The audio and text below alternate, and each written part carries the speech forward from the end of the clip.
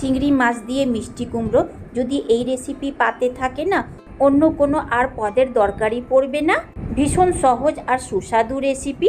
কিভাবে তৈরি করেছি ভিডিও স্কিপ না করে পুরোটা দেখার অনুরোধ রইল। ভালো লাগলে লাইক, শেয়ার, সাবস্ক্রাইব করতে ভুলবেন না। কিভাবে এই রেসিপি কি তৈরি করেছি চলুন দেখে নিই। নমস্কার, মঞ্জু কিচেনে আপনাদের সকলকে স্বাগতম। মিষ্টি কুমড়ার মারাত্মক একটা গুণ হলো, যে কোনো জিনিস দিয়ে মিষ্টি কুমড়াকে রান্না করুন, তার স্বাদ দ্বিগুণ হয়ে যাবে।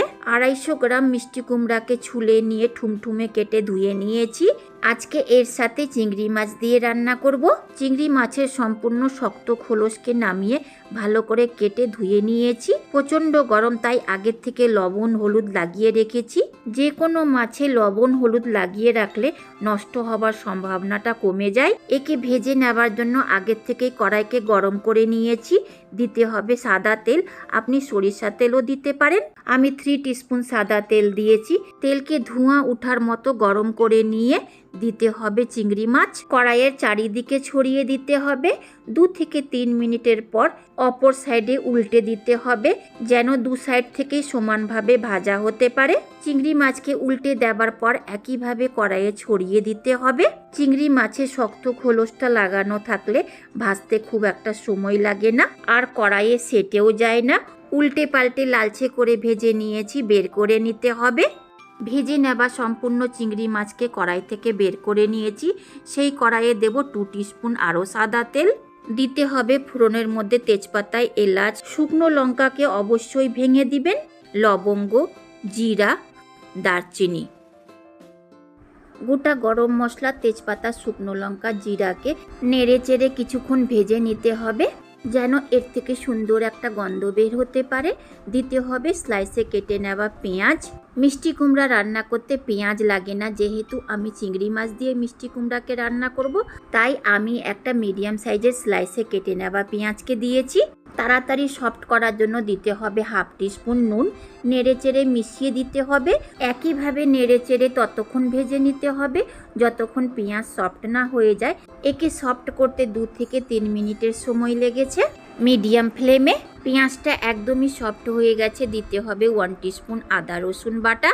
পেঁয়াজের সাথে ভালো করে মিশিয়ে গন্ধ যাওয়া পর্যন্ত ভেজে নিতে হবে। মিডিয়াম ফ্লেমে 1 মিনিট নেড়ে চেড়ে ভাজলেই আদা রসুনের কাঁচা গন্ধটা চলে যাবে।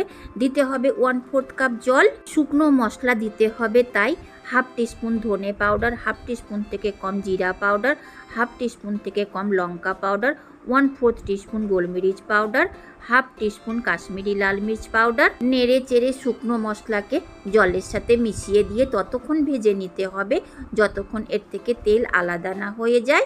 দিতে হবে 1/2 টিস্পুন হলুদ পাউডার। সব মশলার সাথে হলুদ পাউডারকে আমি প্রত্যেকবারই দিতে ভুলে যাই।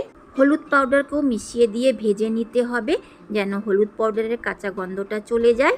নেড়ে চেড়ে 3 থেকে 4 মিনিট ভাজলেই মশলা থেকে তেল আলাদা হয়ে যাবে।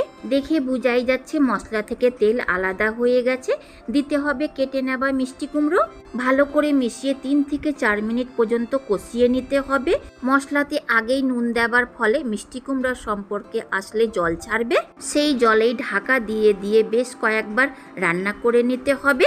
ঢাকা দিয়ে দিয়ে রান্না করতে গেলে মিষ্টি কুমড়া জলও ছাড়বে আর কিছুটা সেদ্ধও হবে। প্রত্যেকবার ঢাকা দিয়ে রান্না করাটা দেখায়নি, ভিডিওটা অনেক লম্বা হয়ে যেত, তাই 5 মিনিট মতো ঢাকা দিয়ে দিয়ে কষিয়ে নেবার পর দিতে হবে ভেজে নেওয়া চিংড়ি মাছ। ভালো করে নেড়ে চেড়ে মিশিয়ে মিষ্টি কুমড়া আর মশলার সাথে ঢাকা চাপা দিয়ে চিংড়ি মাছকেও কষিয়ে নিতে হবে। 1 থেকে 2 মিনিটের পর ঢাকাটা খুলে বেশ নেড়ে দিতে হবে। দেখুন জলজলে হয়ে গেছে। যে কোনো সবজিকে ঢাকা চাপা দিয়ে রান্না করলে স্বাদ খুবই ভালো হয়ে থাকে। 3 থেকে 4 মিনিট চিংড়ি মাছকেও মিষ্টি কুমড়ার সাথে কষিয়ে নিয়েছি। সেদ্ধ হওয়ার জন্য দেব 1/2 কাপ মতো জল। মিষ্টি কুমড়া সেদ্ধ হতে খুব একটা সময় লাগে না, আর এর মধ্যে গ্রেভিও রাখবো না, তাই জলের পরিমাণটা কম দিলাম। নেড়ে চেড়ে মিশিয়ে নিয়ে ঢাকা দিয়ে রান্না করতে হবে। ঢাকাটা খুলে দিতে হবে গরম মশলা পাউডার। দেখুন কি সুন্দর কালার এসছে। এটা দেখেই তো অর্ধেক ভাত পেটে চলে যাবে। দিতে হবে চেরা লাগানো কাঁচা লঙ্কা। এই কাঁচা লঙ্কাতে ঝাল নেই, সুন্দর একটা গন্ধের জন্য দিয়েছি। আপনি স্কিপও করতে পারেন। নেড়ে চেড়ে দেখে নিতে হবে মিষ্টি কুমড়া সেদ্ধ হয়েছে কিনা।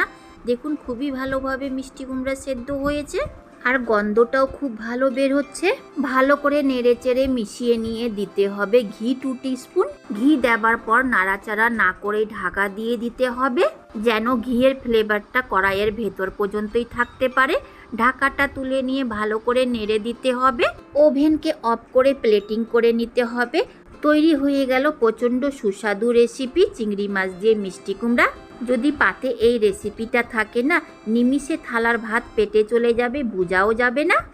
এই রেসিপিকে আপনি ভাত, রুটি, পরোটার সঙ্গে খেতে পারেন। আমি বেশিরভাগ সময় এই রেসিপিকে শুকনো ভাত দিয়ে খেয়ে থাকি। এই রেসিপিটা যদি পাতে থাকে, অন্য কোনো আর পদ লাগে না। রেসিপির কালারটা দেখে বোঝাই যাচ্ছে কতটা সুস্বাদু হয়েছে। এইভাবে একবার ট্রাই করে দেখতে পারেন।